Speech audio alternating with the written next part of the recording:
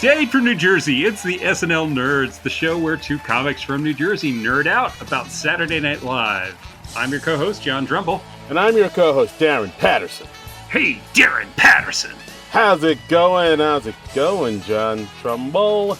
How you doing? And we've got a very special guest with us this week. We've got our super producer, Frank Hablawi. Hey, hi everyone. If only the listeners knew who they could have been listening to instead. Who the better, more interesting guests were that couldn't make it until the last minute. Yeah. Well, I mean, we did ask you first. And it was later we were like, hey, what if we tried getting this other person? And yeah, like, funny person. Like, it can't hurt to ask this other person. And this other person was like, yeah, I don't know if I have time. And we were like, okay, well, we'll just make do with me, Darren, and Frank.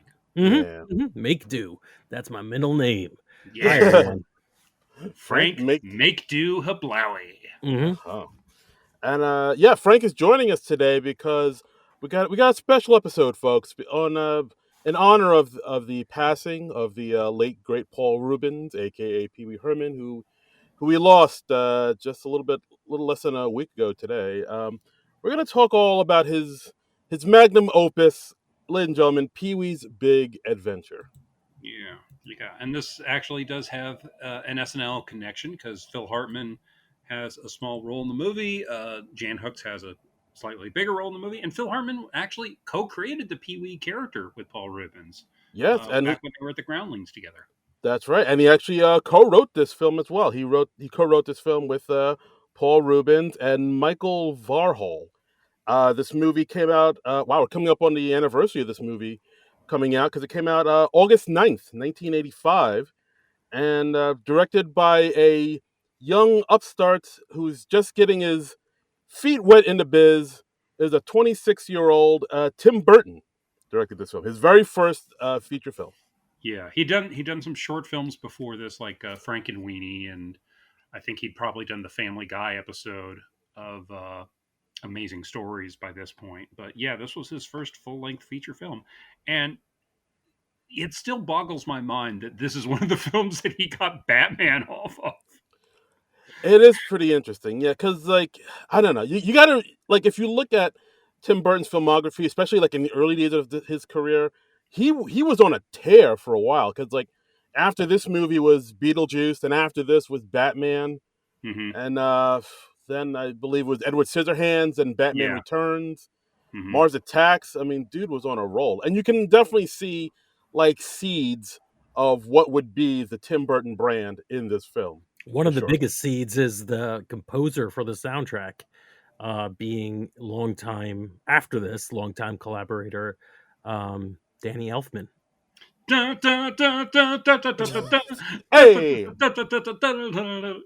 I was saying to Darren before we started recording, that thing is such a freaking earworm. I finished watching the movie like an hour and a half ago, and that is still in my head, that theme song. I can probably do all my work to that theme and be happy. It's got a Rube Goldberg. In fact, the film starts off pretty much with the second thing it starts off with is a Rube Goldberg breakfast scenario, but I guess the Chariots of Fire is probably first. Also, I'm just going to make a note for pedantics listening. I believe John said the Family Guy portion of the Amazing Stories. I meant to say Family Dog. Family Dog, yeah. Now I want to hear what the Tim Burton Family Guy version of Steven Spielberg's Amazing Stories would be. Well, thank you for that correction. I was thinking Family Dog, but it came out Family Guy. I guess just because I'm used to saying Family Guy much more.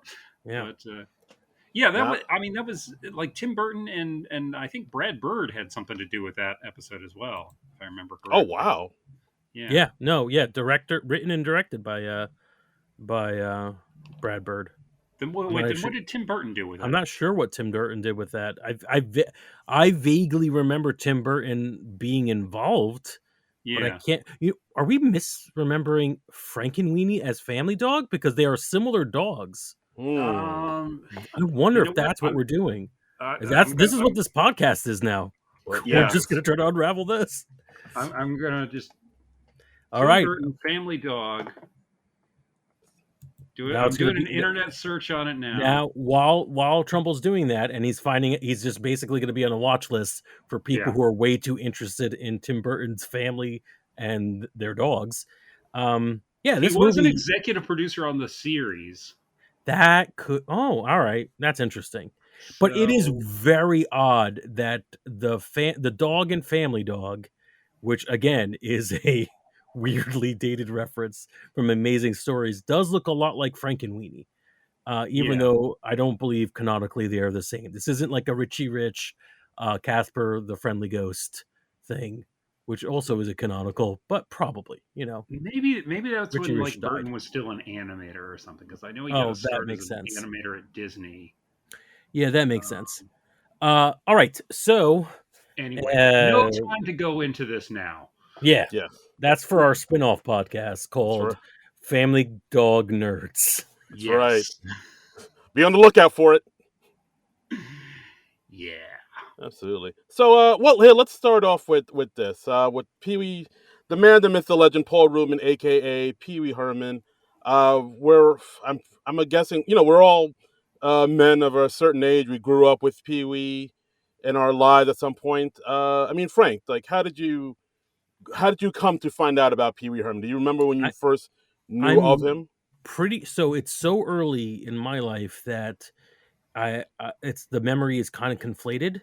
I'm pretty sure this movie was the first time I really heard about Pee Wee Herman. And Hmm. what confused me as a child. So I've talked about this on podcasts in the past. As a child of immigrants, it's interesting that you don't have context for a lot of things that are just socially accepted, just in background radiation of life.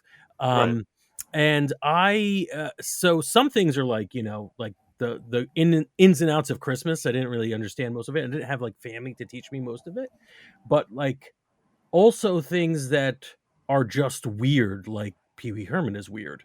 So all I knew was this guy, Pee Wee Herman, was a thing everyone seemed to know about, a person so everyone seemed to know about. Because at that point, he had still been like he is just beginning to guest on things as Pee Wee Herman. Hmm. That apparently he really was Pee Wee Herman. This is his real identity. He's maybe a boy, but kind of a man, and that somehow I also caught a good amount of his HBO special, Yes. which was not aimed for kids, and No. trying to put my mind through all of this as a kid, I did not get any of it. Like it was so confusing and weird to me, which is probably exactly what was intended by this film. Like Hmm. it's such a surreal, absurdist movie. I didn't appreciate it as that as a kid because I wouldn't have had the language. But now, upon rewatching it as an adult, I'm like, holy crap, this is this is interesting. Yeah. Yeah, that was my first experience. And then, by the time like a year or two later, it's Pee Wee's Playhouse and it's a Saturday morning kids show.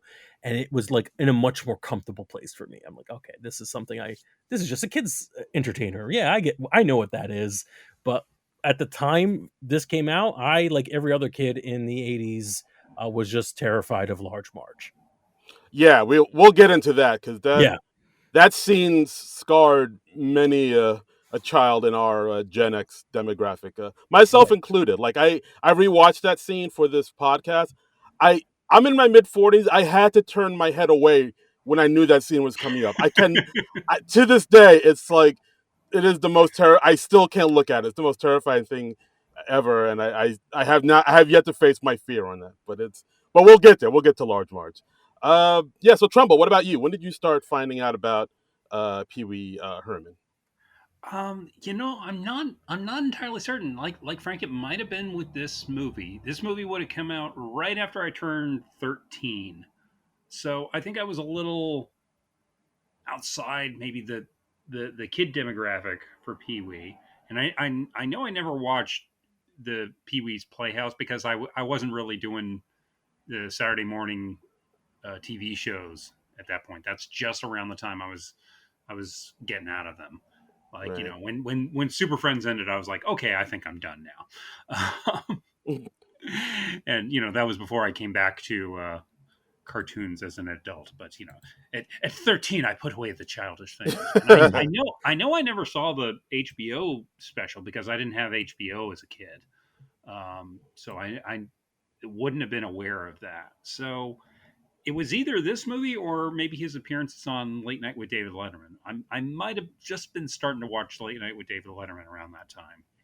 And like one clip I really remember was when he and Dave are doing a driving gag, and they're just running footage behind them on a blue screen or something.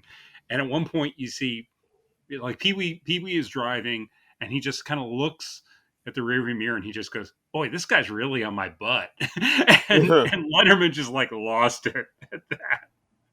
It was just a really funny improv, and that that's a moment I really like. But yeah, I know I saw this movie in the theaters back in the day. I Oh, can't remember how much I liked it or not, honestly. yeah. I think this movie. I mean, I remember watching this movie and really liking it. And this was probably one of the movies, especially in college, where like me and my other dorky friends would like quote ad nauseum. Right. Well, Like well, you would after have been how old when you saw it? uh, I don't remember the first time I saw it. Well, I mean, this came out in '85, so I was 8. Okay. So, but I don't. That's like I think a perfect age for this Yeah, movie. I One don't remember. hundred percent expected Darren to reveal that he's in his mid-60s with that. Like, I was in college, and my friends would joke about it. I'm like, Well, no, what's happening? well, no, because that's the thing. Because like like Pee Wee Herman, that's like one of those movies that like people, that Oh yeah, yeah. If my you're a dorky. fan, you watch you can quote it into your adult life. But it did Yeah. sound like you watched it for the first time in '85 while you were in college, and I'm like, I knew it. Well, I mean, that's such a Gen X thing. Is none of us really get past like the media that we consumed and loved as kids, Mhm. and so we reference it well into our adulthoods. Yeah, And yeah, so I mean, anything that we saw to the age of about 12, we just have like this tremendous affection for, immaterial as to whether or not it was any good.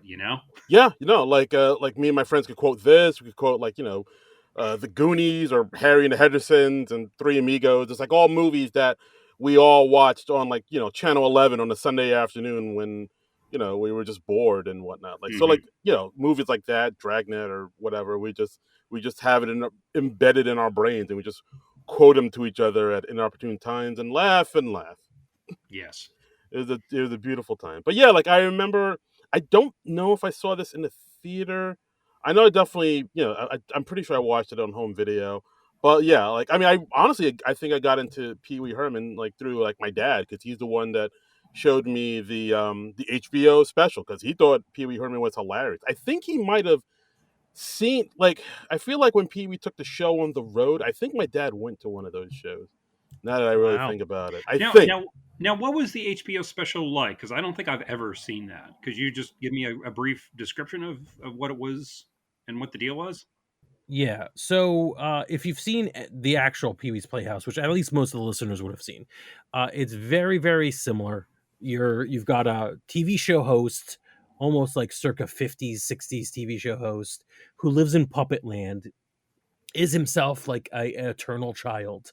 And he Yeah. comes in, and everything in the playhouse is a puppet, and a lot of it's really old cartoons being repurposed for like weird animation. And a lot of neighborhood people come to visit, and they're all extreme characters that would fit in a Tim Burton movie or whatever, but not like horrifying as much as just like ridiculous, like the king of cartoons. Like, why Right. is he the king of cartoons? No explanation. And Cowboy Curtis, he's just a Yeah. cowboy who lives next door or something.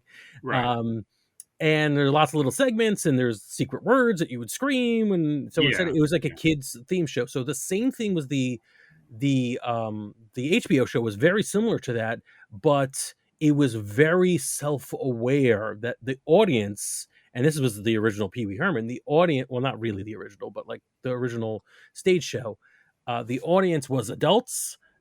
They knew they were watching I guess, a pastiche or parody of kid shows from decades prior. Sometimes, in some cases, like the kid shows their parents would have watched.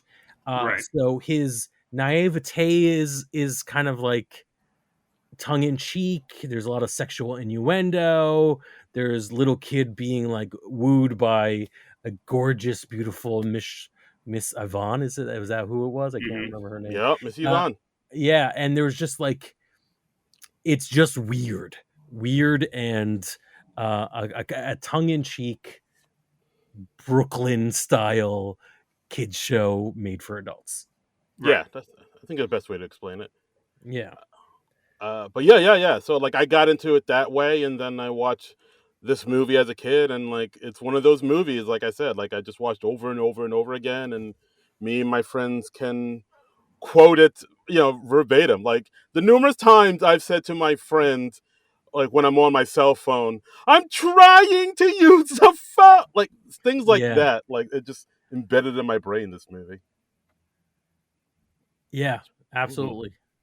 It's one of those movies that if you watched it when you were young enough, you are incredible and you're impressionable enough, you probably were very insufferable to the adults in your life around the same Right. time. Right. Absolutely. And like I mean one thing I guess I'd have to give credit to Paul Rubens for about like Pee Wee is cuz I mean I don't remember if well maybe they did, but like the whole man child character of that is Pee Wee Herman, it never got really I feel like in the wrong hands it could have come across maybe like annoying or weird or obnoxious. But it he never played it that it never got like obnoxious or lame to me, this character. Like there have been some other Hmm. characters, maybe like I guess like maybe Ed Grimley or like even Ernest P. Worrell from the Ernest movies. Like they're not like if you talk to about them to other people, they'd be like, oh, those characters are kind of whatever. But people genuinely think that Pee Wee Herman is like it's kind of cool, Like he found a way to sort of be this man child character and still be kind of hip in a weird way. And I mean, he was on the MTV Video Music Awards back in the day, like, and people loved him. Like, he found a way to kind of make this character that's like a retro of 50s and 60s children's shows host, and make it kind of cool for a new audience, which that's pretty impressive. Yeah, and it's such an idiosyncratic character too. It is kind of it's kind of weird and unexpected that the character became as big as it did because yeah, you would think, oh no, this would just be something that would appeal to like the LA hipsters who went to groundling shows. Yeah, But no, I mean, Pee Wee went mainstream, and yeah, he was a big character, and it's kind of funny that he became better known as a character than as himself. I mean, he got more appreciation as a character actor is in his later years. I think when he started diversifying his roles a little bit more. yeah. Uh, Like he was in Buffy the Vampire Slayer. He was in that yeah, the movie. original movie. Yes, the Mhm. original movie. He was in that movie Blow with Johnny Depp. Hmm. He was in the Blues Brothers, which we talked about on this podcast That's right. many moons ago. That's Yes. right. And he Miracle Man and a bunch of others. I still remember the first time I saw him in Buffy the movie and being shocked. I'm like, that's the guy who played Pee Wee Herman. I forgot that he even was another person. Right. It Yeah. took a while, and that was I don't know partially intentional. Paul Rubens chose to do this. I think it's interesting to think that the character started off as a way for Paul Rubens, and we're not really talking about the movie, and I know that's insufferable. So sorry, listeners, Mhm. but we're doing this. But like Paul Rubens needed a way to like, I guess not do stand up comedy or in a way. So he was just a Paul. So Pee Wee Herman started off as a bad comic character that Paul Mm. Right. Rubens played, and that's what's interesting about that is that like from his inception, it was kind of aimed at adults. Somehow with this movie, kids got pulled into it, and then the TV show, obviously, and then it just sort of stuck with us. I don't know if Darren's words about it being like not obnoxious or annoying would hold true for anyone who isn't in our generation. I don't Oh know yeah. if younger people uh like already past Pee Wee's prime would have thought that way about it. It'd be Hmm. interesting to hear. Um, Yeah, that's but true. I mean, Well, it's I so think much tied to the man himself. I don't know if we're Yeah. gonna how much he's gonna Well, stay in the zeitgeist. I think watching this movie, I was like, I think it's a relatively short movie. It's literally like 90 minutes. But I was like, I think the Pee Wee character works a little better in small doses. I could take like a half hour Pee Wee more easily than I can take 90 minutes of Pee Wee. I think by the end of the movie, I was like, okay, I think that's enough Pee Wee for me for Mm. a while. Well, let's actually talk about the movie Sure. Let's itself. do it. Prove Trumbull wrong. Yeah, yeah. Uh, yeah, I mean, well, for those that haven't seen it, I mean, shame on you, watch it. But it's Spoiler alert. but I mean, the film is fairly simple. It's just about Pee Wee Herman. He's like this, man-child character, and if I love how it opens with we see him in his house. I mean, Hmm. dude, when I was a kid and I saw this house, I was like, this is when I become an adult, this is the house I'm gonna have. Where Right. Oh, just absolutely. yeah, just like a fire pole in the middle of the house you could slide down to your kitchen. That's amazing. This whole elaborate Rube Goldberg esque way just to make a breakfast. I mean, my God, I'm living like a king. Yeah.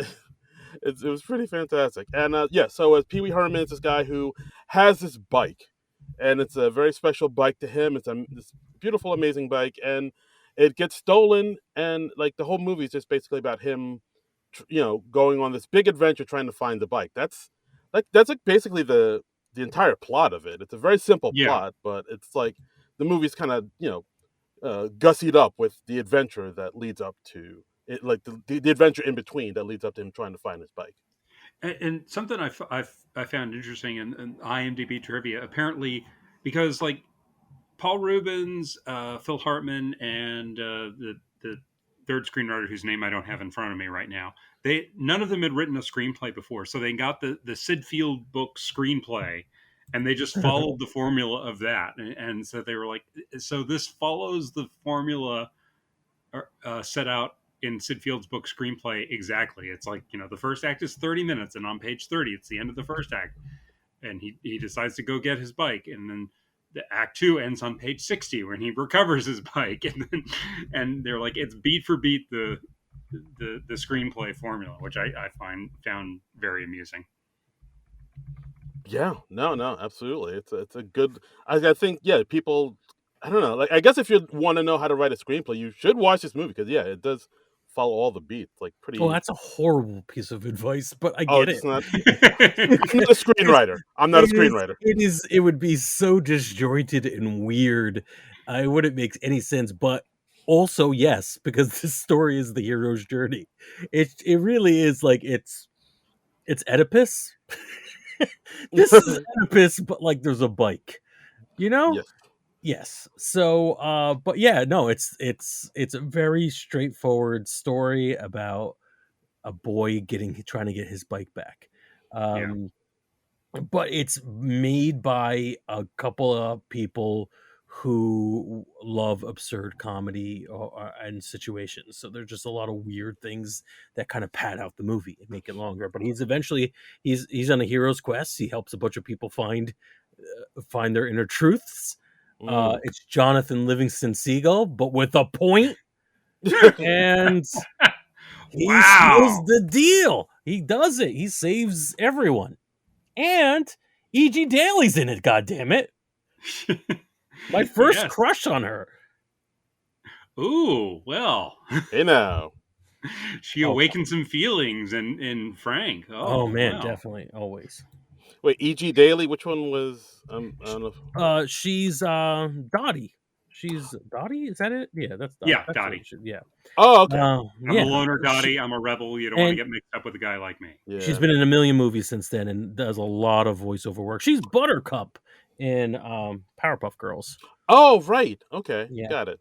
Yeah, there's a lot of things about me that you don't know anything about. Things you Yeah. wouldn't understand. Things you couldn't understand. Things you shouldn't understand. Like that's another line I say to my friends all the time. The Oh, fact that I've never heard you say any of these lines No, suggests that you've I'm not never your said that friend. once to me. I've Yeah, known I you oh, don't for think we're friends with probably a Darren. Oh decade no. now, and I mean, I don't think you've ever said that to me once. yeah, I mean, apparently we're not Darren's friends, which is a little heartbreaking. Yeah, But I we're don't also think not so. in his. I'm kind of hurt. Yeah, we're not in his demographic as he was. He is clearly in his mid-60s as he went to Yes, college in 1985. so let's talk right. about Francis, guys. Francis Yeah. Buxton. Uh, Woo! Love this him. character is quite a character. Yes. I know Uh, you are, but what am I? Yeah, it's just again, it's just like I think this is probably maybe one of the reasons why Pee Wee just appeals to kids because the way him and Francis bicker in this part, it's literally just like a little kid bickering with another kid.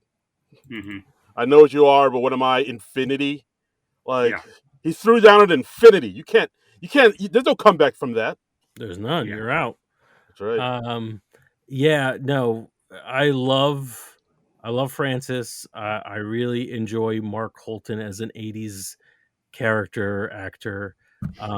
He was in Teen Wolf. For those of you who are wondering where Oh, you've that's seen him right. Yeah, he before, was one of the other guys on the basketball team. that's That's right. right. He's the most inexplicable guy on the basketball team. You're looking at him going, ah, all right. Let's Well, then have that again, Michael overweight J. guy who Fox is looks on the like he's team. 30. Yeah. Yeah, but yes, he's a lot of fun. He's a cool villain, kind of a scumbag.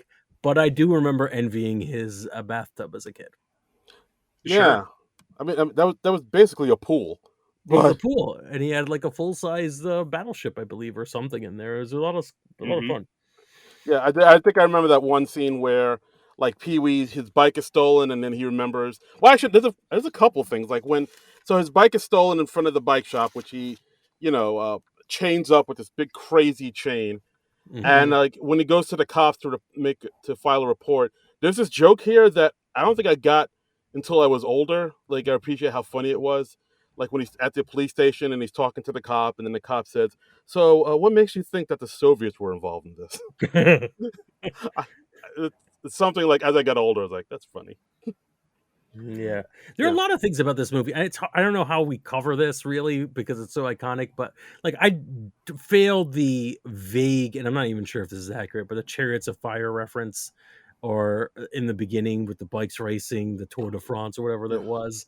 I never picked up on it. There is one blue joke in this. I guess I'll wait until it comes up, and it's barely blue, but Ooh. that I totally missed Oh as a no, kid. go ahead and let us know.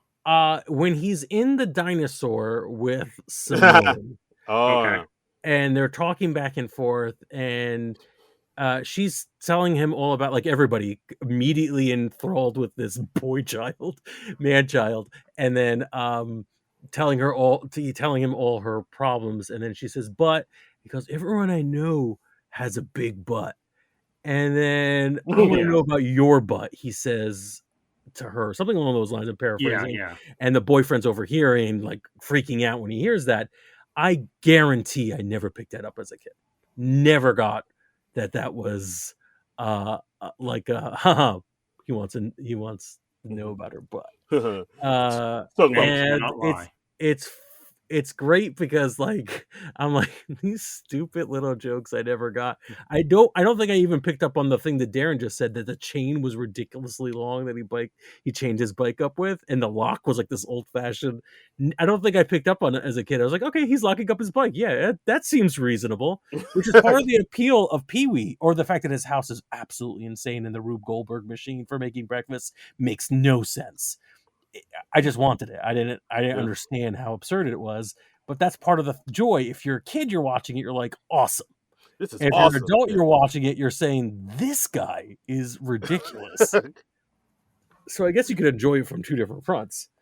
Sure. It's pretty fantastic. Yeah, and yeah, the scene with Simone that was actually one of the more like sweet, sincere, kind of really nice moments with him and Simone, and then the two of them would reconnect in as Oswald Cobblepot's parents in Batman Returns, Oh wow! I which I was like, forgot. Yeah. Yeah, I never pictured that was Yeah. Simone. Yeah, that's perfect. Yeah. Yeah. Yeah. That was Tim Burton just giving his old friend some job, and that was not too long after the whole scandal, I guess you would call it, happened. Oh, So it's a he was, like Paul Rubens wasn't getting great press at the time, so it was nice that Tim Burton had his back Cool. there. yeah, yeah, absolutely. But yeah, I mean, this movies just feel like a bunch of cool one-liners, like the one joke I remember really liking as a kid was when he confronts Francis at his home, and the butler steps in and it's like, "Oh, you can't come in, Mr. Francis is busy," and he's like, "Oh, busy doing what?" It's like he's taking his bath. He goes, "Oh, really? Where are they hosing him down?" I don't know. That's oh, oh my god. Young Darren just laughed his ass off like a maniac at that. Paul Rubens' delivery of most of these lines are what makes them funny, uh, including like just the intensity of some of them, the Hmm. needless intensity, and then just the way he kind of like it's just everything really. His little like childlike laughter in between things, but it's like a very iconic scene early on is the tape around the face Mm. while he's preparing for the day. What does that mean? What was he planning? Why did he do that? Why did he It, put the tape? Like as an adult, as a kid, I know I look at him like that's funny. Like why? Why is that funny? And then like as an adult, I I looking at this, I'm like, is that how he's shaving or plucking nose hairs out? Was it tape? Because that's the part of the preparing in the morning that I would shave, or maybe as an older person pluck some nose hairs. Is that what's going on? But none of that makes it. I'm the no. fact that I'm putting this much thought into it is almost like Yeah, the joke's on me that I'm thinking about it. It's just stupid and funny. Yeah. It's Yeah, just tape on the face, man. yeah, it's yeah. just tape No, on the I face. think it's just an absurdist thing that he did. I don't think there's any sort of rationale Not behind at it. all. But like I kept thinking about it, and yeah, Yeah, makes it's just a part of the movie where kids will laugh because they'll be like, "Oh, I do that," and then adults will laugh because like, "Oh yeah, I used to do that." That's hilarious. So that's all. Just tape on the face, baby. Yeah. tape on the face. I also liked one thing about this film was like how he had so many of his fellow groundlings throughout this film in a little cameo because Paul Rubens was a member of the Groundlings, Hmm. and I loved how he kind of found roles for everybody, like John Paragon, who went on to play John B. the Genie, was in this film. He was like the high pitched extra in that red suit of armor at the Warner Brothers studio. Oh wow. Yeah, Huh. yeah. Missy Vaughn, Lynn Marie Stewart, who's also now, if you watch Always Sunny in Philadelphia, she plays Charlie's mom on that. She was the nun, Mother Superior, Right. and Mhm. of course, Phil Hartman at the very end as the reporter, and the mistress of the night herself, Elvira, was in it. Cassandra Peterson as Hmm. the biker chick in the biker bar, Yeah, Yeah. the biker mama is how biker she's mama. credited, I believe. And Yes. Elvira's actually in it like for a split second. Well, at least you see her. I think her calendar is up in the bike shop, which is a nice little Uh, Easter egg. was it the bike shop or in the magic shop? Oh, maybe it was the magic. That would make more sense. The Mm. magic shop. I can't Yeah. remember. I just remember seeing it, blink and you miss it. I'm like, oh yeah, I thought that would be like time wise, that would be thematically appropriate that there'd be an Elvira a call out in this thing, and I, letting it go. And then when Cassandra Peterson shows up in the biker bar, I'm like, wait, Hmm. I would have only known that as an adult. I did not. Elvira was a real human being, like an actual born Elvira. Yes. When I was a kid. I was like, "Oh, Elvira's always." Right. So I Right. did You not know only there knew was a her as the Cassandra. character. Yeah. Yeah. So there's just so many fun things to watch this as a rewatch, and have not seen this as a kid. Yeah, If I was surprised, or pleasantly surprised to see in the magic shop. The guy running the magic shop was Monty Landis, who I know is a character actor. I know he did like a million episodes of the Monkees back in the '60s, and Oh he looked wow. more or less the same here. It was like nearly 20 years later, and he looked pretty much the same. I guess because he was playing older in the '60s. But I was like, "Hey, is that Monty Landis?" And I looked it up, and yep, sure enough, it was. That's the Christopher Lloyd effect, right? If you Mhm. play an old guy long enough, when you're old, people are like, "Wow, all right, you've Yeah, held up." I'm like, he's yes, aged very gracefully. yes. Ignore the prosthetics from those films. Yeah, yeah. Although the guy playing Francis's butler is not the same fellow who played Oddjob in Goldfinger. I looked Oh, that up as well because he looks a lot like Oddjob, and it is not Oddjob. oh, damn it! Yeah. Yeah, That's a bummer. I Okay. know, I know. Yeah, I mean, you're always hoping and praying to see Oddjob in a motion picture, and you're disappointed more often than not. Hmm. Yeah, it's a bummer. Uh, Uh, yeah. yeah, yeah, no, Frank, go ahead. Yeah, I feel like we're floating all over the place with this movie, which is, I guess, appropriate with something that's been around for so long and so many people have kind of gotten it. I would say that it's worth rewatching, even if you're a big fan of the movie and you've seen it like a few years ago, because you'll Hmm. forget, I think, a decent amount of it. And definitely, if you haven't seen it as a grown adult, it's fun. Uh, and you could see all the Tim Burton in it as well. I know that it was a Mm, big collaboration, but there's Yeah. moments where. Like, for example, I don't remember the big chain being weird to me as a kid, in the early scene where Pee Wee is locking it up, but I distinctly remember him waving or high fiving the monkey that the chimp gets outside the magic mm, shop, and then the clown being a nightmare clown. I yeah, remembered Yeah. that. I totally missed that as he was leaving after finding that his bike is gone. Literally everyone on the street was riding a bike. There were no That was a cool pedestrians. gag. I really Yeah, like that. And like we see people on like tandem bicycles, and I mean just more and more elaborate bikes. yeah, penny And I thought, farthings or whatever they're called, yeah, those big, yeah, it's ridiculous. yeah, Everyone that was a is on great a gag. bike. That was a great gag. Yeah, and things like the fortune teller stealing his wallet, yeah. unnecessary connection to detail that she has Hmm. his wallet and sees that, like, when she charges him anything for like the very like little entry fee of you want something. Yeah, I think most people who are like him would want something at this point. So he gives her all the money and she takes his wallet. And that's one part of the gag. The second part of the gag, she uses it to mention the bike.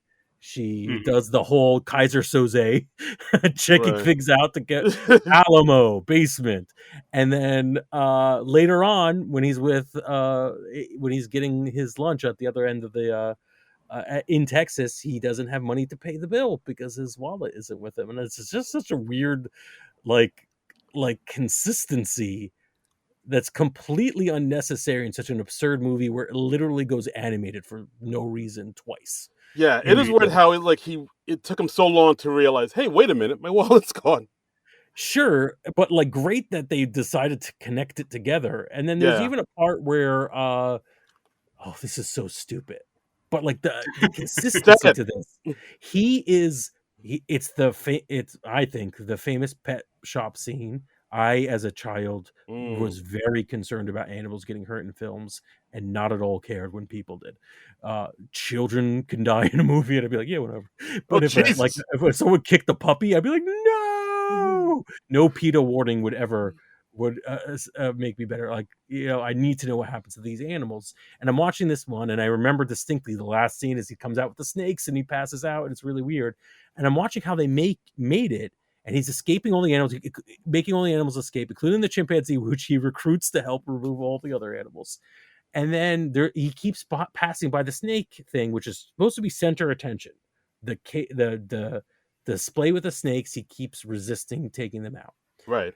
And the gag is at the end that the last thing he takes out are the snakes, passes out. And when the fire chief or whoever revives him, the fireman revives him, he says, and this is what I was paying attention to. The gag is that there's a snake in the foreground, snakes in the foreground that he hasn't saved yet. But in the background, there are goldfish. It's Hmm. just in the display. And there is a thing where he saves goldfish, and it's like he has one small, like, circular bowl, and Right. it's filled to the brim with goldfish.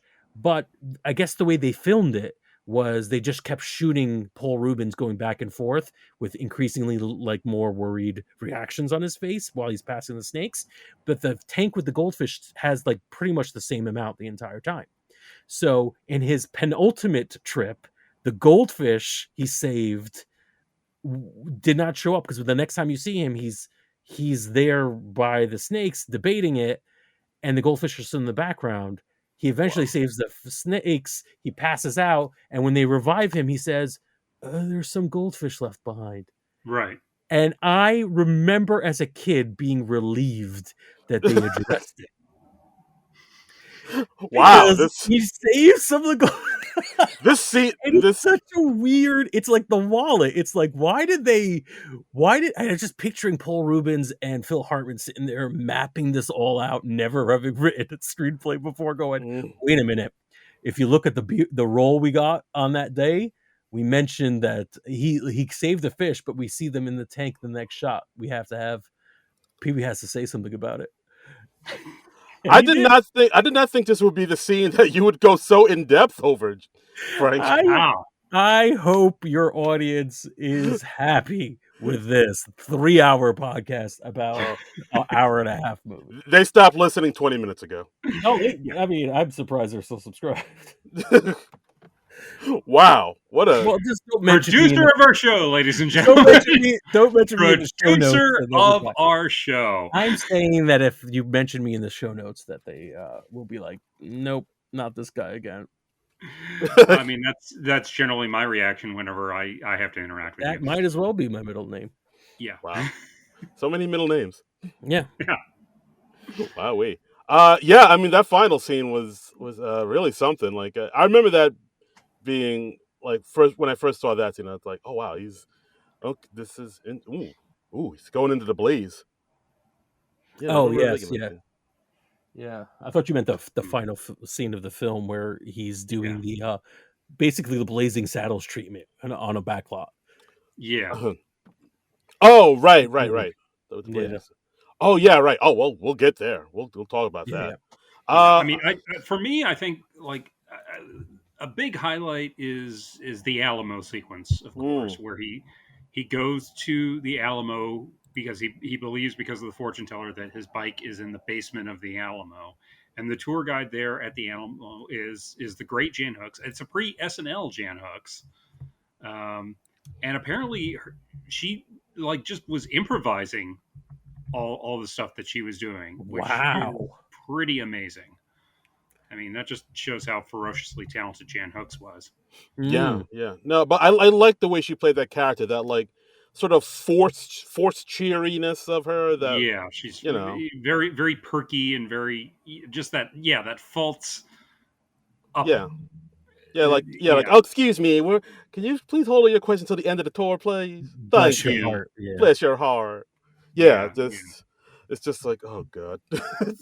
Just great, great character work there. Yeah, she was just amazing. Right, and again, like there was some other jokes in here when he was in the Alamo that like, I didn't get till I was older. Like when Pee Wee calls up Dottie and he tells Dottie he's in Texas, and he's like, "No, I'll prove it." Hmm. And then he starts singing "The Stars at Night Shine a Bit." Like I didn't know that song as a kid. Oh yeah, no. Yeah. Oh Yeah, Jesus. But I laughed, so I remember loving that moment and not yeah, knowing why, because it was Right. just funny to see a bunch of people turn around and sing as if they knew what was going on. And again, right. to keep up with the whole me not having culture references, I'm like, is that a thing people do? If Yeah. I sing it, will people turn and clap? Can my life turn into a musical at the drop of a And hat? yeah, that is why Frank Yeah. was not popular in his New Jersey Was that it? elementary school. That was one of Well, many reasons. let's be real. There Wow. are many reasons. Yeah. Right. But yeah, like that part and the part where after he gets kicked off a bucking bronco and he's kind of concussed and all the cowboys come to his aid and then they say, "Hey kid, what's your name?" It's like, "I don't remember." It's like, "Where are you from?" "I don't remember." "Do you remember anything?" "I remember the Alamo." And then all the cowboys "Yeehaw!" I was like, "What?" I never got that as a kid. Me? I never understood it. Probably never knew the phrase, remember the Alamo. And watching it as an adult now, I'm like, oh my God. Oh Yeah. my God. It was just so grunt worthy, but I loved it. Yeah. Well, I think it's about time to talk about the scene that traumatized us all, Yeah. Large Marge. I mean, my Mhm. God, like this was a harbinger of Tim Burton things to come. I feel like in this scene. Yeah, yeah, it's his animator sensibility definitely coming out, and yeah, it's a surprising moment in the film. It really comes out of nowhere. And serves almost no purpose, right? Like he gets it helps him a little bit on the trail. It's unnecessary, but it's Right. not really necessary. The reveal that she is a ghost or something had an effect at the bar he ended up, but it really didn't carry over to the next scene. It just allowed like it was just a thing that could happen.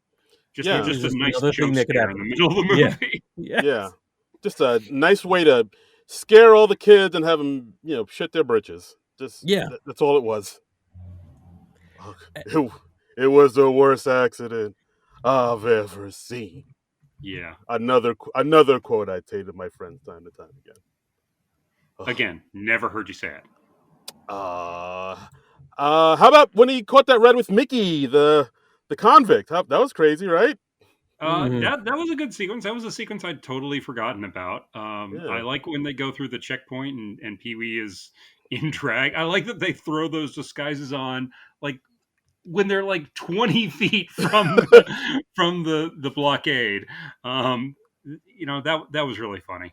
Yeah, that was one of the better sequences in the movie, I think. Right. Yeah. Like Pee Wee totally looked very like olive oil in a way, like Kind and of, yeah. kind of. And I do Yeah. like again another joke I probably didn't get till I was older. Like when they get through the checkpoint and they drive away, and Mickey is like, "Oh, thank God we made it," and he like takes off the fake mustache and beard, and like he just kind of looks at Pee Wee for a minute and like kind of smiles to himself, and it's like, oh, when I was a kid, I was like, what does that mean? And now I'm older, I'm like, oh, He's just appreciative of Pee Wee. I don't know what else you're Yeah. talking about. What does it mean, Darren? Yeah, I yeah. don't Just I don't know what you're put you on getting the at. I'll spot about this one. I'll tell you both when you're older. Mm. Okay. Okay. You see, when a convict and a man in drag love each other very much, like, Mm-hmm. things happen. No. Keep explaining. Yeah. Well, Alice Nunn, who played Large Marge, Yeah. was her like what 20 seconds in that movie earned her a nod at I think number 5. Here's I just looked it up. Number 5 on the IFC list of 25 scariest moments in non-horror film history. Oh wow! That's an Number unusually specific list. 5. It is, but it is also kind of amazing. And Yeah. I get it. I get it, man. That makes sense. No, very well deserved. Absolutely, because that again, that's. I mean, we talk about jump scares now in horror movie. That large Marge scene is probably the most terrifying jump scare because it comes out of nowhere. Nowhere. Yeah, it doesn't make any sense. To me there was also one just a little earlier I think in the film when he's walking through the desert and it's just creepy. His eyes are animated.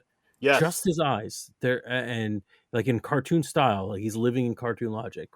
He's in the pitch dark so his eyes are white, and then when he turns the light it's like he's surrounded by wild animals, which very clearly many of them are stuffed, Yeah. which Yeah. somehow made it worse. And then, but some of them were live action animals just wandering around. And it's just, there's so many little things. The Lost Highway staging of so many of different scenes. Again, the Blazing Saddles ending. There's so many weird choices. That's the film. That's what I like about this film. The weird choices. So many weird choices. I mean, like those.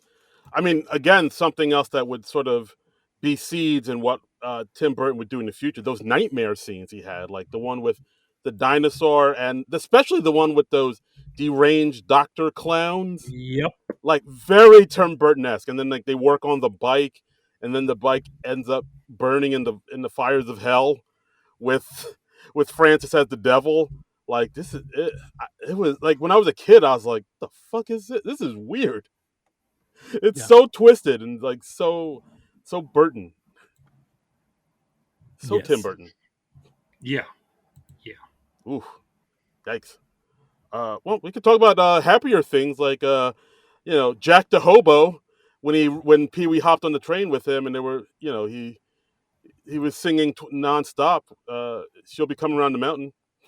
Yep. Yeah, had Yeah, a little and sing along. Yeah, crazy absurd moment where he throws himself off of a train rather than hear another verse of that song. Um, there are a couple highlights. I don't. Were there any moments that now you watch? This is a good question. Have any moments of this film you watch now that make you laugh out loud that didn't make you laugh when you were a kid, or that it's you're not laughing at a nostalgia. You're not laughing at it. Oh my god. Um. Oh, you hmm. know what? I'll say mine. It's probably my favorite scene in the movie. It's at the biker bar. Mm-hmm. Yeah. Like when, That's definitely my favorite sequence too. yeah, yeah. Because I mean, there are like a bunch of things that happen. Like he goes to make a call in the biker bar. There's I'm trying to use the phone line. Mm-hmm. And then they kick him out the bar, and then he accidentally knocks over everyone's bike, and they all fall like dominoes. Yeah. I thought that was pretty funny as a kid. I think it's funnier now. But then, what I think is funnier now is like after, of course, he wins over the bikers, of course, by dancing to Tequila in platform shoes, Right. as you Dun, do. dun, dun, dun, dun, dun, Yeah, dun, dun, dun, dun. Yeah, I mean that's the sequence in this yeah. movie. I remember that scene being a big deal back in the day. Like Yeah, that was all over the trailers and stuff, yeah, and I think also one of the funniest moments is the I say we let him go. yeah. Yes. No, I say we tattoo him, then we Yeah, hang him, and then we kill him. But like the one part that I think that makes me laugh harder now than it did back then is after he wins the bikers' trust and they're cool with him, and they give him a yeah, leather vest and they give him one of hmm, they give him one of their motorcycles, and right. he drives off and he's clearly never driven a motorcycle before, and he just immediately runs right into like a billboard and falls over.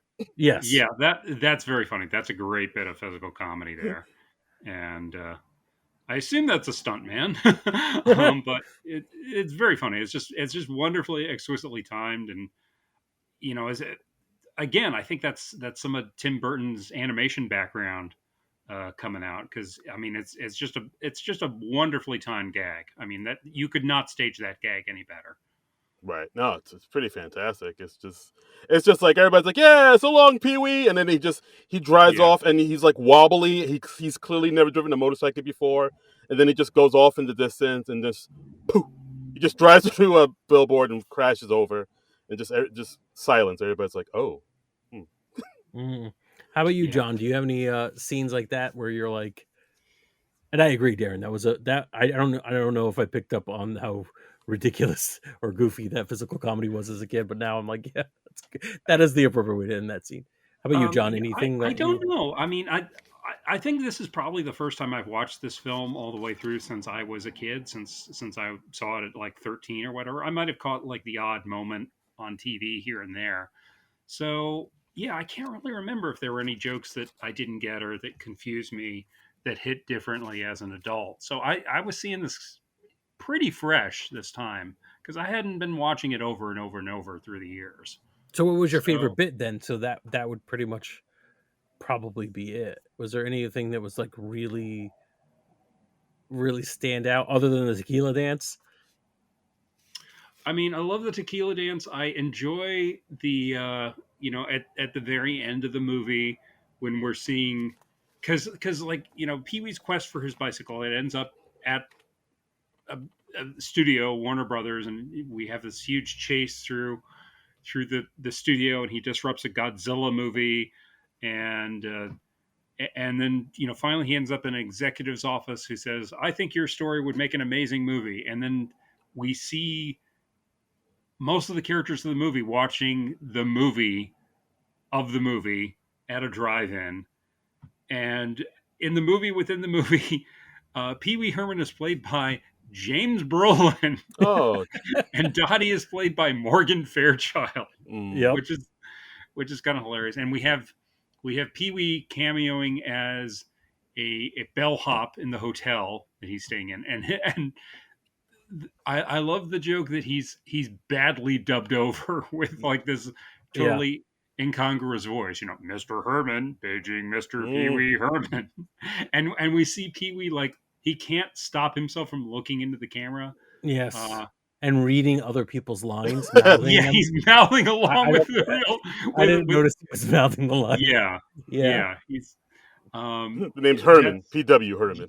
yeah, that's very very funny. I actually found a little bit of information about how James Brolin ended up in the movie. My friend Will Harris, who's written quite a bit for the AV Club, um, and he one of the features he would work on was random roles, where he'd just interview actors and he'd bring up various roles that they'd done over the course of their careers, but they wouldn't know what roles he would ask them about.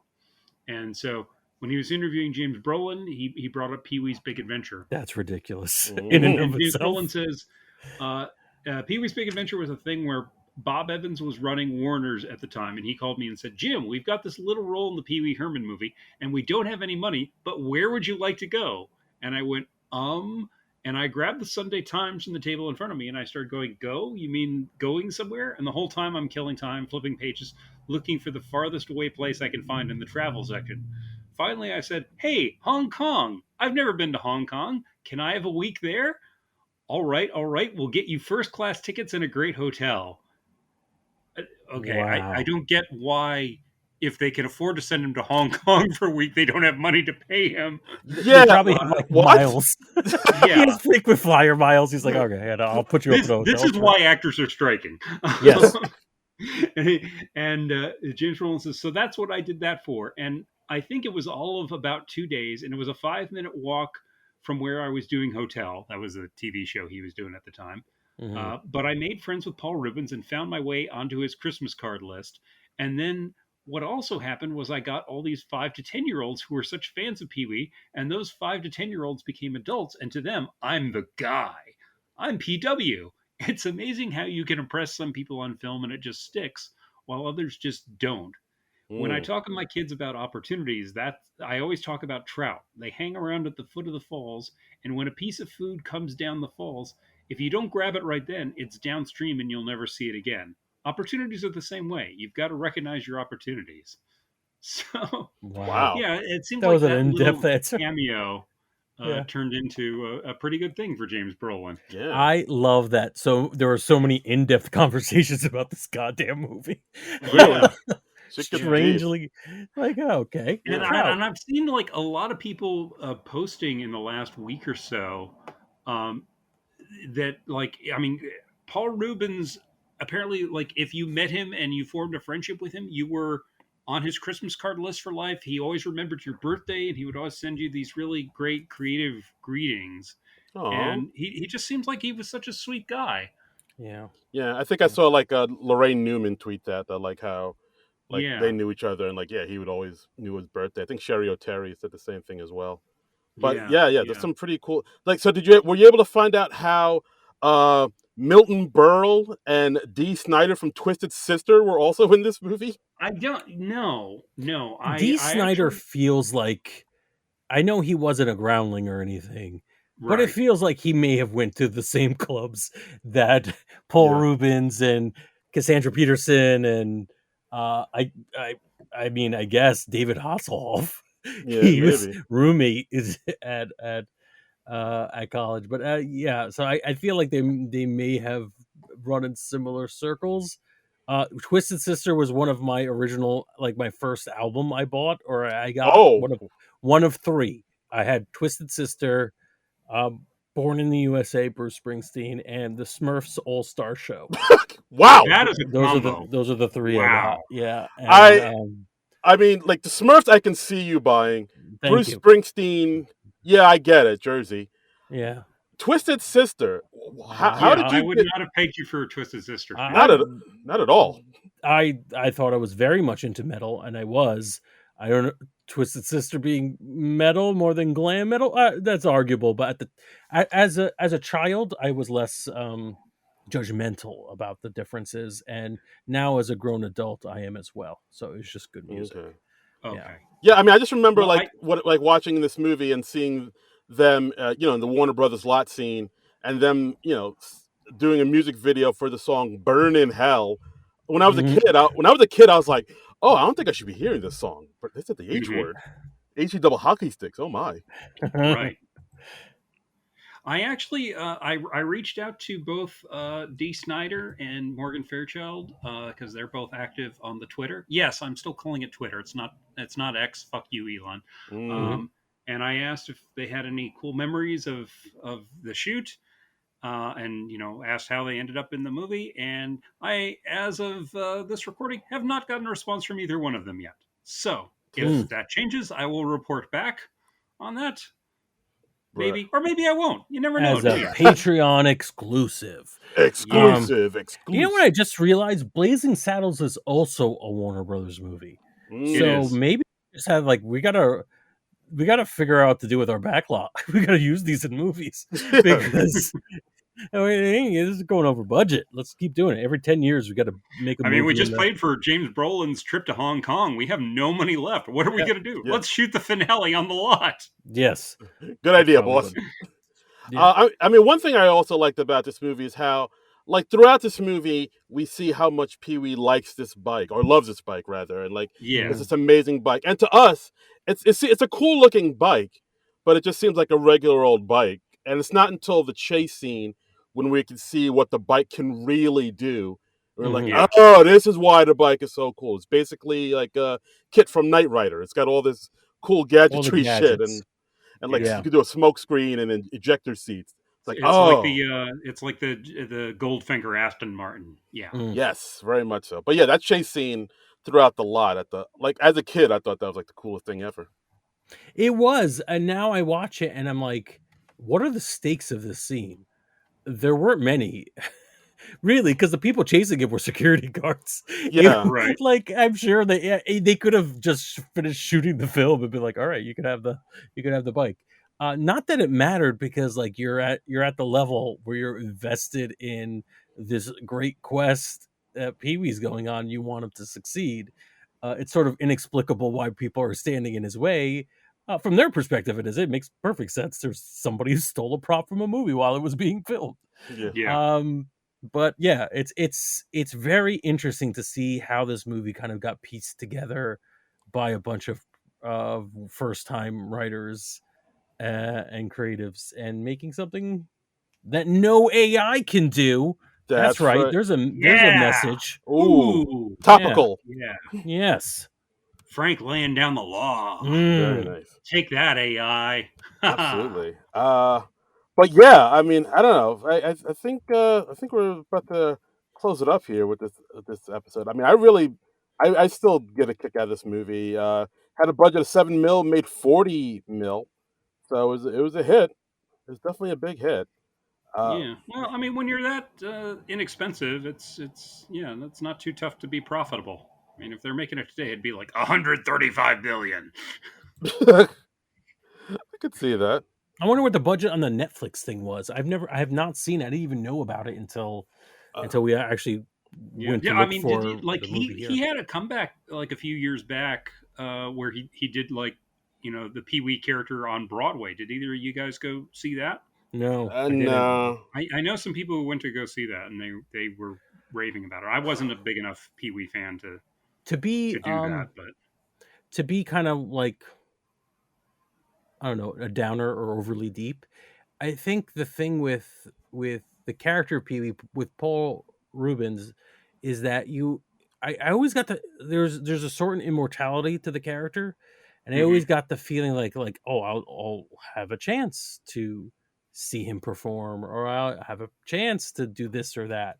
And I think with his really pretty sudden passing, um, that like it's one of those things that underlines the you never know when your last time Mm, talking or dealing with someone is, and True. it's really sad, but it's a moment to kind of reflect on your own Christmas card list and ooh, reach out to somebody and just enjoy them while you've got them. He put in so much fun into the world that we're all kind of lucky to have had him around, even if you weren't a huge fan of his.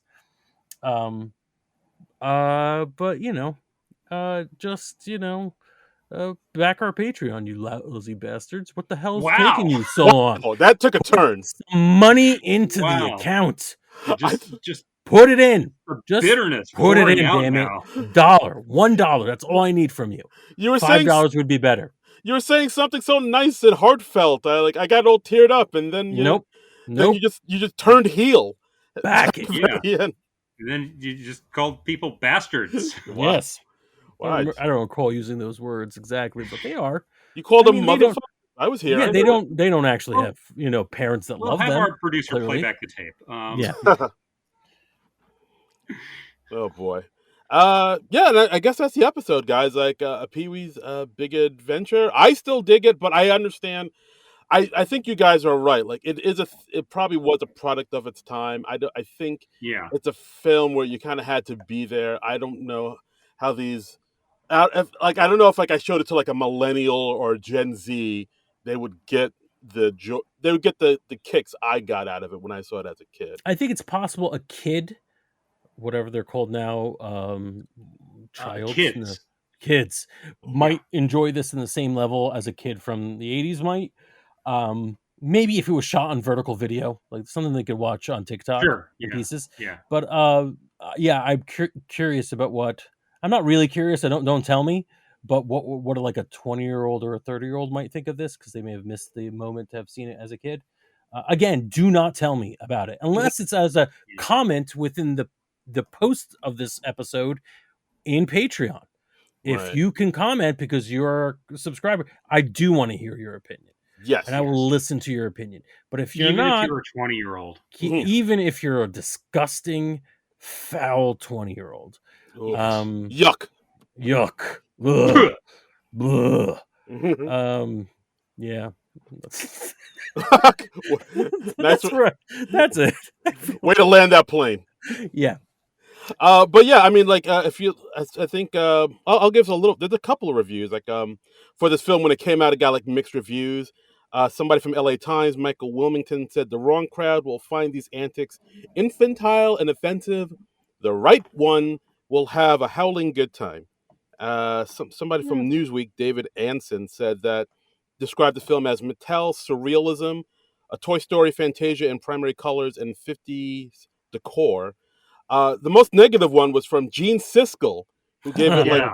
What? gave it 0 stars. He says he enjoys Pee Wee Herman's guest spots on Late Night with David Letterman, but obviously Pee Wee is tolerable only in Pee Wee doses. You have to be a lot funnier on the big screen than on the tube to sustain a feature-length story. And he went so far as to say the film was one of the worst movies of 1985. Yeah. He put it on his year-end list of the worst movies of 1985. Right. Roger Ebert did not see it in its original release, but in 1987 he put it in his guilty pleasures list. Oh, good. He got the. You know what? 2 years does sound like a right amount of time to pass before you're like.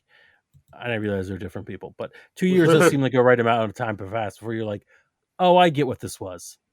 I get Yeah. what this was Well, supposed to be. I don't think Siskel ever changed his mind on it, but yeah, Ebert seemed to like it. So- I find it interesting that it was apparently wasn't a big enough release for Ebert to review it when it first came out. Yeah.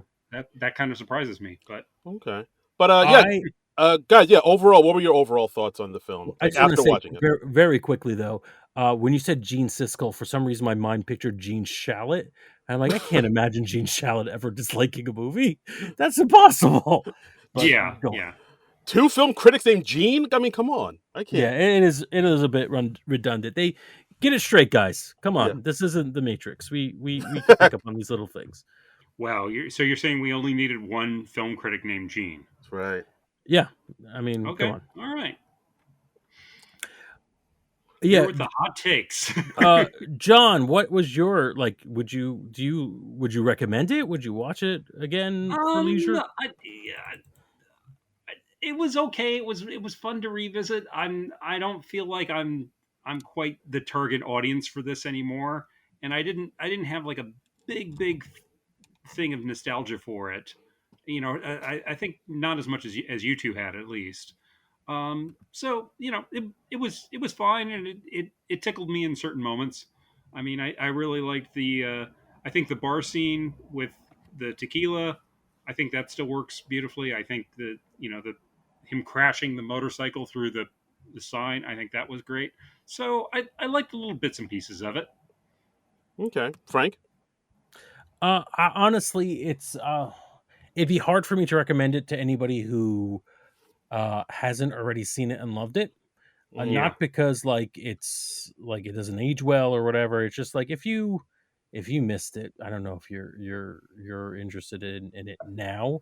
But if yeah. you It have kind of if is of its time, isn't it? yeah, yeah, I do think that is true, and it's weird because it's not like the jokes have been dated or anything. It's just I think that the world has changed, maybe become more cynical and mm, will not enjoy Pee Wee Herman as much as they ought to. But if you had Hmm. any fondness of it growing up and haven't seen it in a while, definitely watch it. You will be delighted in how much you remember about it and how much you like it about it originally, and the new stuff like that we talked about, the things that they didn't quite land when you were a kid, but now you're like, oh, I get it. They're Uh-huh. talking about butts. Talking about butts. Although for mine, it was a character as like as saccharine and like childlike as Pee Wee Herman, literally having the joy crushed out of him from in a train ride to the point where he yeah, jumps out of a train. And I'm like, I don't think I ever picked up on the fact that there was a character in this movie who's even more like balls to the wall, obscenely weird and joyous and chipper than Pee Wee Herman. There was a guy who was so much worse that Pee Wee yeah, almost threw himself to his death. yeah. Just screaming Jimmy Crack Corn at the top of his lungs, and Pee Wee's like, I can't, ah, and just jump off the Yeah, train. right. Hilarious.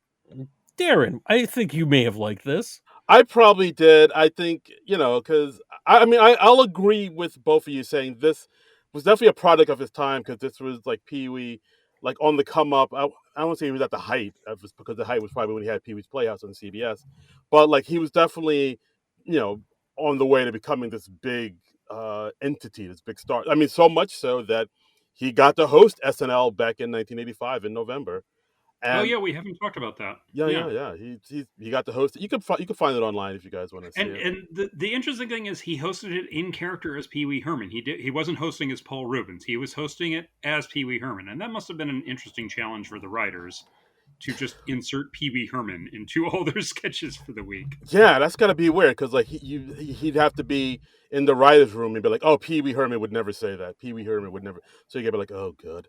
But yeah, it was definitely. I would definitely say it's a product of his time. I would definitely say if you grew up like I did in the 80s and 90s, like you'd know this film. It just hits you in a certain spot. But I can understand. It would be an interesting experiment to see what somebody like or a kid nowadays would get a kick out of this. I think maybe the younger kids would because they still have the sense of wonder and they're not broken by their spirits aren't broken by the weight of the world or anything like that. But like so, I think younger kids would dig it. I don't know if teenagers and 20-year-olds would dig it as much. They'd probably just be like you guys said, like what is this WTF ROL and Yeah. emoji something. I think if your age is still in single digits, I think it will work well. Mhm. Yeah. I just enjoyed that there was a lot of old men shaking their fists at the youngsters in this Yes. podcast. Completely unnecessary, especially in a podcast that's in honor of Paul Rubens, who was Yeah. an eternal youngster in his most famous character. But Yeah. we would stop doing stuff like this if you backed our Patreon and told us not to. Wow. Here we go. Just do it. No, so I just wanted to say this as SNL trivia. I'm not 100% sure about this. I think I'm right. There've only two hosts have ever hosted in character before. Mm. And there's Pee Wee Herman, and the other Andrew Dice one, Clay. what was that? Andrew Dice Clay. What did he host as Andrew Dice Clay? Yeah. Yeah, But as I recall, yeah, he was hosting as Dice. so there's a question about some people who have like very popular personas, but like Andrew Dice Clay is still Andrew Clay, right? That's the person, right? Like Yeah, his like real name is Andrew Clay, but yeah, yeah. the Dice Man I is a character. I know the Dice Man is a character. I think it's questionable, like the same thing with The Rock, right? He hosted as The Yeah, Rock, but the first time he hosted, yes. yeah. So the only one who was like in a legitimate separate character, different name, an actor performing a character was Father Guido Sarducci. Oh, that's right. I think those are the only two. I think it's Father Guido Sarducci and Pee Wee Herman as like Mm. What fully about Ed separate Koch? characters. Ed Koch was the character, right? Yeah. How we doing? People How we who should doing? not have been real people. Yeah. That's a different thing. But yeah, I can't think of anybody Elvira else. never hosted, did she? That's what I was trying to remember. If I don't think I don't believe so. No. she ever She did. should have hosted. She should have hosted back in her heyday. Mm-hmm. Definitely, or now I'd watch Yeah. her. I mean, she'd still be cool as a host. Yeah. Absolutely. And that's our episode, guys. Thanks for listening to the podcast as always. Frank, thank you so much for being on the podcast. Is there anything you want to plug? Anything you want to promote, good sir? Well, yeah, I think there is something I want to promote, and I want people to listen to me goddamn carefully. Wow. Oh boy. I am on Threads now, and I believe my username is Frank Hablawi. Okay. Also, I thought it was spell that last name. Patreon, damn you. There it is. There it is. There it is.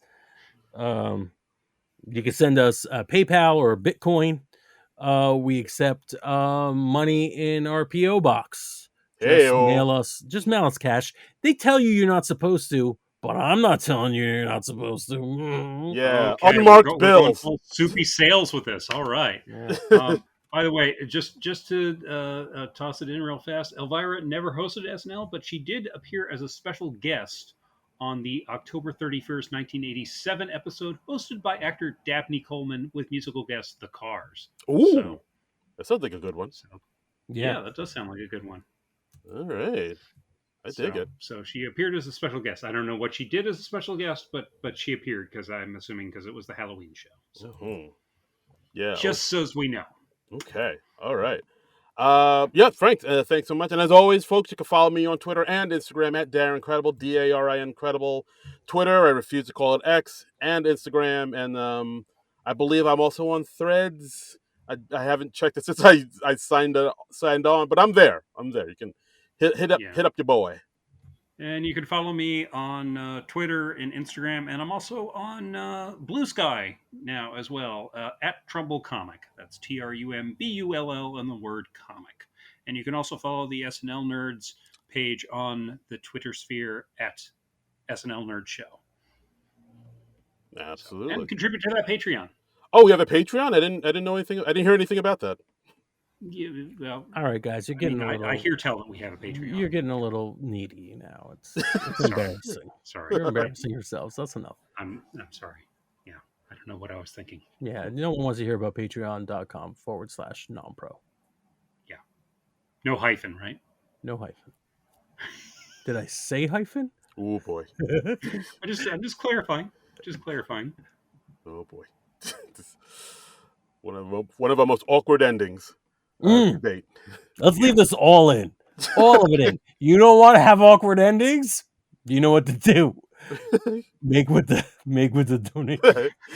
Yeah, I know what to do. Don't have Frank on the show anymore. You know what? We gotta I am great at endings. We gotta just do one whole episode that's just never talking about whatever it is and just casually plug it. Oh, we're not far off already, Frank. It's like 90% of this episode. Yeah, no, I mean this podcast is 75% tangents. That's right. That's right. Yeah, but we'll be back next week. We'll be doing something else. We're going to figure out something else. We don't know what it is quite yet, but we'll figure it out. But until then, nerds out.